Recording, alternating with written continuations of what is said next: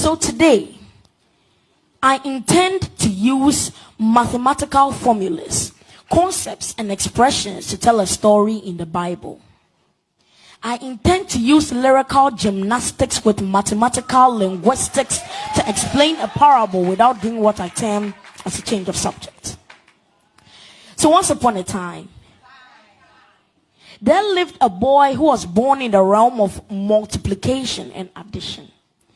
He was dwelling in a realm that knew no reduction, deduction, or subtraction as long as he kept abiding with his father's instruction. He was dwelling in a realm where everything was a probability and not an impossibility, because his father was the creator of all possibilities and all positivities. Until one day, this boy confronted his father and asked him to divide a proper fraction of his property according to simple ratio and proportion, so that he can now take a portion of that proportion away from the surface area of his father's circumference and now be able to take his own bearings according to his own volition and his own influence. But little did he know that efficiency without God's sufficiency is an automatic deficiency.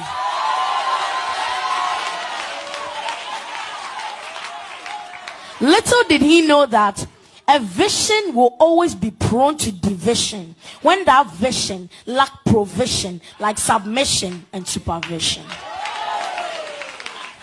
And so the father made many attempts to reach out to his son, knowing by logical reasoning that the path chosen by his son was a standard deviation away from the normal, and that all his efforts will end in a cos 90. But again, he realized that no amount of statistics was enough to change the mode and frequencies at which his son was deviating from the normal. So he divided a proper fraction of his property, and his son moved to a faraway country.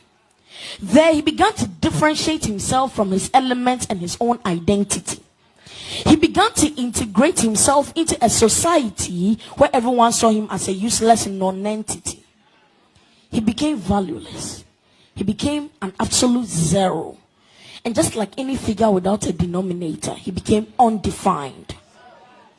As undefined as he was deprived to live and operate in a standard form. Until one day, this boy said to himself that instead of him to give an expression to a life that was so undefined, he would rather go back to his father, ask for forgiveness, and begin it all from square one. And as the father began to calculate the steps of his son from afar, as the father began to sense